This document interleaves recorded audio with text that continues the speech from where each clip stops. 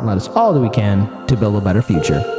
Party, the entire Democratic establishment, they don't believe in free and fair elections. They don't. They never did, never will. In 2016 and 2020, we all saw firsthand how the Democratic Party did everything it could to deny Bernie Sanders the nomination, especially in 2016. The DNC was working with Hillary Clinton. Not to mention in 2020, the DNC was doing everything it could to have an establishment pick that could, stand up against Bernie Sanders. But let's be very clear about Bernie Sanders.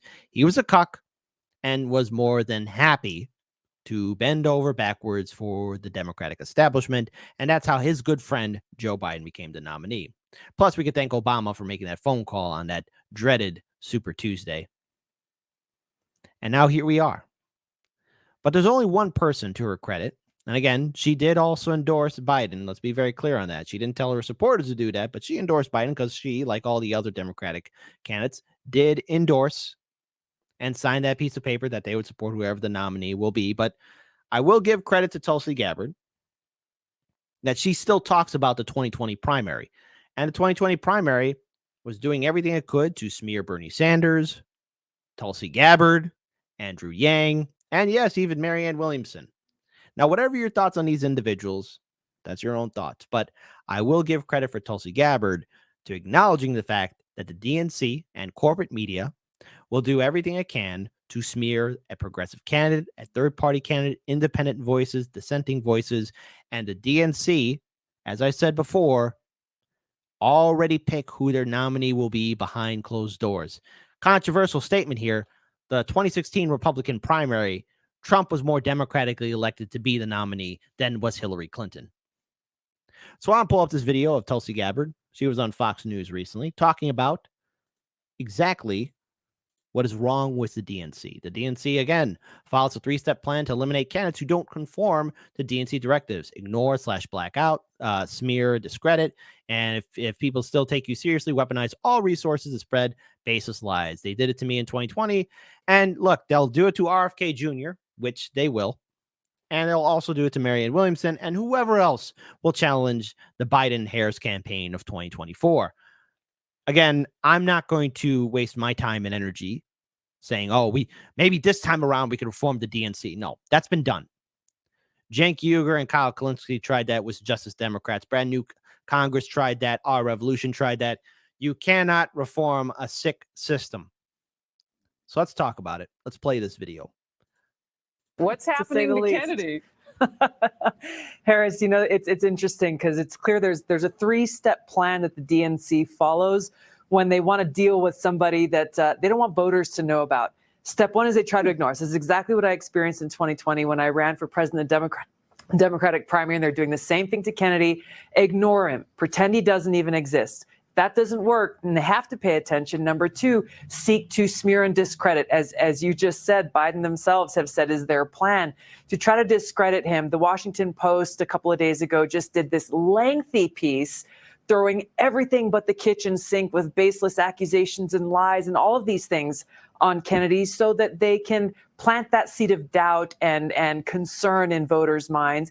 And if that doesn't work, they go into step number three, which is pull out all the stops and destroy. And for me, this is when Hillary Clinton went out and started saying that I was a traitor, a Russian asset going. And again, in 2020, a lot of people in independent media had to debunk all those corporate smears against Tulsi Gabbard. None of those smears that corporate media did on her were true. And here's something that you'll never hear from corporate media. Tulsi Gabbard was the last woman standing in the Democratic primary. Everybody's favorite U.S. Senator Elizabeth Warren, the snake, bowed out. Kamala Harris, her campaign went belly up before the Iowa primary. Amy Klobuchar, gone. Marianne Williamson, gone. Tulsi Gabbard was the last one standing. The last one standing. And see, the thing about the DNC is that they never really forgave her, especially when she made the courageous decision to step down from the DNC in 2016 to help out Bernie Sanders' campaign. Little we all know that Bernie Sanders is a spineless, nutless wonder who allowed the Democratic establishment to commit election fraud against the country that I love. And they repeat these baseless lies until voters actually start to believe them. And this is exactly what they're doing against Kennedy. I didn't have the hundreds of millions of dollars needed to combat this onslaught of a campaign that they wage. Kennedy doesn't either. I want to say, if there are any wealthy billionaires out there who love this country and want to see the Democratic Party liberated from these woke warmongers, put your money where your values are. Bobby Kennedy could use some help to be able to go out there and share his message with voters, because the DNC is not going to allow him to do that. Now, here's the thing. I do respect Tulsi Gabbard in some of her statements, but Tulsi, there's no saving the Democratic Party. Don't make the same mistake as Fat Tony. Cenk Uygur and Kyle Kulinski. You cannot save that sinking ship. There's no way that the Democratic Party doesn't want to be saved. Here, I'm just going to break it down simple for everybody. The Democratic Party belongs to the streets. Okay? That's where the Democratic Party belongs, in the streets. There ain't no saving it. They don't want to be saved. Don't save it. Okay? Don't save the Democratic Party. There's nothing any one of us can do. And again, if you're an RFK Jr. supporter or a Marianne Williamson supporter, good luck to you. Please don't spend too much of your time, energy, or finances into this, because again, the DNC commits election fraud. The DNC already knows who their nominee is going to be. Forced to debate. Hey, I want it to trend. I want there to be debates because I want to cover it. I want to be entertained. I want to see Biden struggle, stammer, and stutter all over the place. I want to see him. I want to see if Biden can actually handle the debate. But the Democratic Party's made it very clear they're not going to let it happen. But we cannot save the DNC. Nobody can. I want to play another video here. Again, we're discussing Robert Kennedy Jr., where if he were to be the nominee, he could potentially beat Trump. Now, unlike Bernie Sanders, Robert Kennedy seems to be very clear. Robert Kennedy is able to really rally up his base. But again, at the same time, too, just going back to Tulsi Gabbard, she's calling on big money to get involved in the DNC. Tulsi, the big money's already involved in the DNC. There's no such thing as a billionaire with a heart of gold. A lot of these corporate oligarchs don't give a damn about the Republic or the United States. And again, I want to give a shout out to Roger Meadows, who tipped $2. OMG, she advocated for big money to get involved. Exactly. You cannot get big money involved because big money is already involved. The Democratic Party, as I said, belongs to the streets. Don't save it. Don't save it. It doesn't want to be saved. So I want to bring up this video here of the five talking about Robert Kennedy Jr. and the fact that he could beat Trump. But see, the thing is, the same conversation was brought up about Bernie Sanders. Yes, Bernie Sanders could have potentially beat Trump. But the thing is, the DNC is going to do everything it can to make sure that their selected candidate wins the nominee. See, the Democratic Party would rather lose to Trump than have somebody else running the party. RFK Jr.'s primary challenge to President Biden causing some panic for the White House and Democrats. There's worry that Kennedy's rising profile and decent poll numbers could be stealing some of Biden's reelection thunder. A Democrat strategist thinks the president should, quote, take RFK seriously, Biden. If you don't, we can create a stronger Republican Party that beats us in 2024. Like Bernie did in 2016, RFK has the potential to activate fringe anger if we mock them.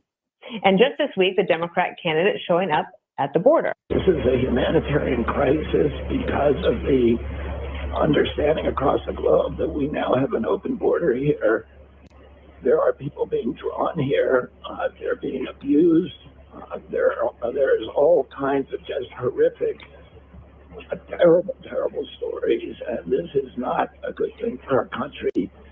It's not a good thing for these people. It is unsustainable. RFK going where Biden does not dare to tread. Oh, man, I love this story so much. Democrats who call him fringe because moderates are now the fringe. When you listen to his interviews, and I wish people would, he rejects the prison of two ideas.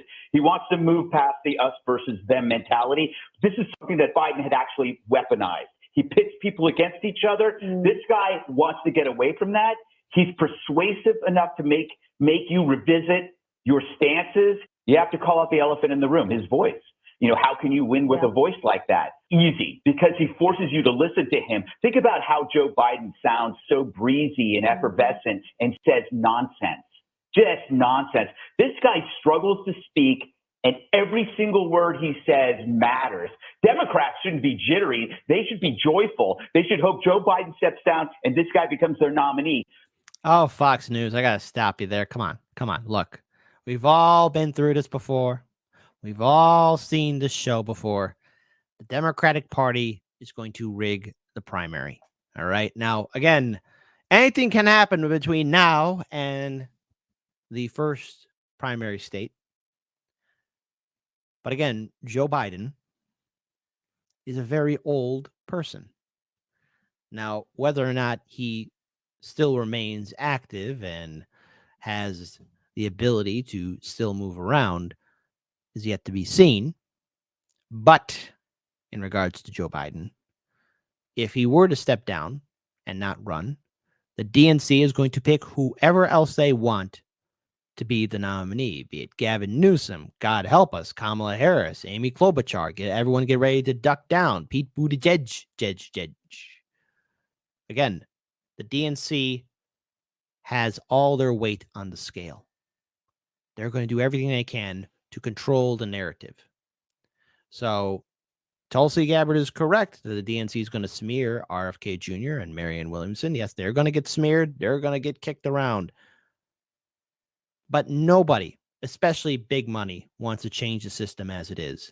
The DNC, just like the RNC, is a corporate lady of the evening. There you go, YouTube. That's safer guidelines, right?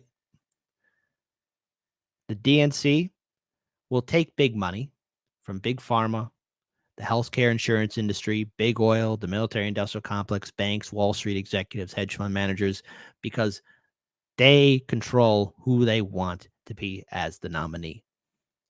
That's why I say don't waste your time voting Democrat and don't waste your time voting Republican, because when you waste your time supporting these two-party systems, what they're going to do is, they might need your vote, but then after the election's over, you're still going to get ignored.